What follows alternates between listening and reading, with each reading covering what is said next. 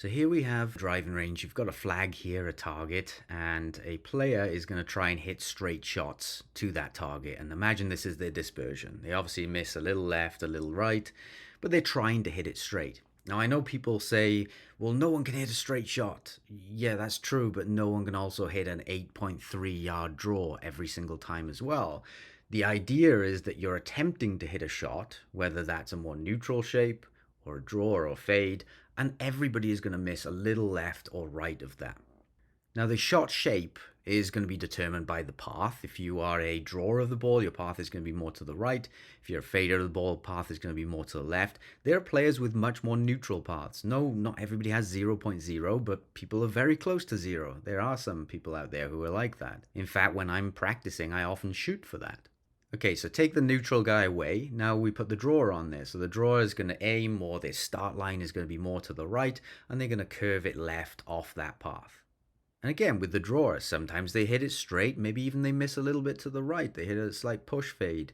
We see one ball there that's right of their aim. The majority, in this case, draw some amount. Sometimes it underdraws, sometimes it overdraws. So, in terms of the target here, we can say the player still has a two-way miss. They miss sometimes right, sometimes left.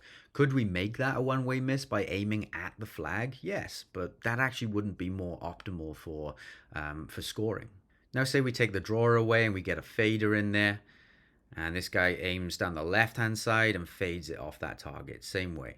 Now, in this scenario, I've made sure that every player, just for the sake of understanding this concept, every player is equal. They're each as good as one another at hitting their shot shape. They have an equal dispersion, standard deviation. So if we overlay all of these people on, you've got the drawer and the fader, and then the guy who's more neutral.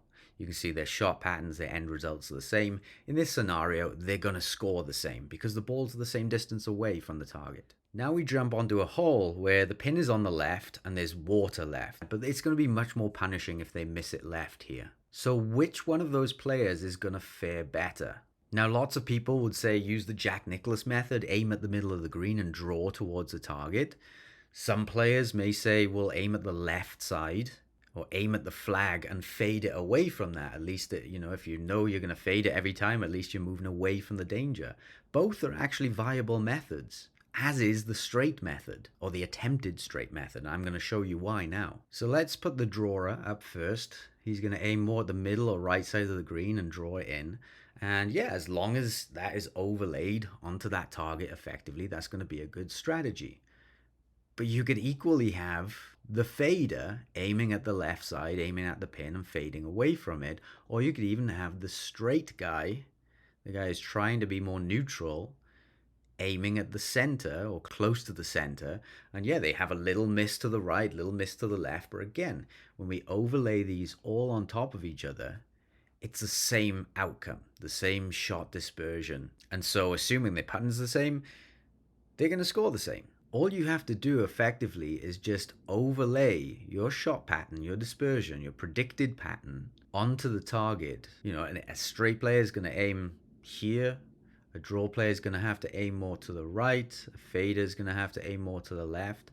But what's important is the end result, not how it curved to get there. Now, the correct answer for which is the best strategy is actually if you take your tightest shot dispersion and you overlay that one correctly onto the target, that will produce the lowest scores. So say, for example, we take the fader pattern here. Well, imagine this player is really good at fades. They've done it all their life, and they're just really good at it. They're biologically repeatable. They can visualize it. And so they have, let's just argue that they have a half dispersion size when they try to fade it. I've just squash that pattern in a little bit. Well, now for that player, that strategy is going to be better, aiming at the left side and fading it off that pattern. You can see how that is much better than when they draw it into there because their fade pattern is tighter. So again, it's not about whether you fade or draw it in necessarily.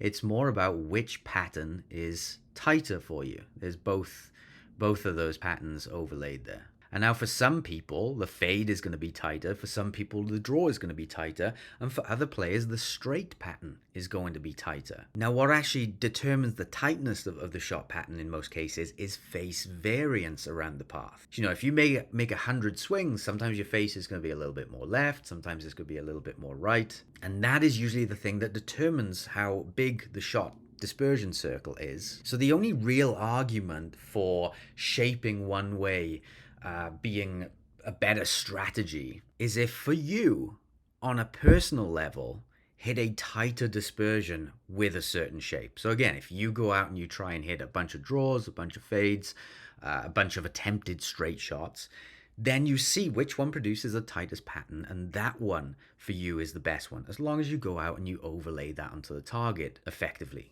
There's no magic to curving a ball. You know, say for example, if you try and hit straight, say you have a perfectly neutral path towards your aim, and you have the face, sometimes you leave it 2 degrees closed, sometimes it's 2 degrees open, that will produce the same shot dispersion size as someone who's drawing it and having the same, you know, sometimes 2 degrees more left, sometimes 2 degrees more right face variance.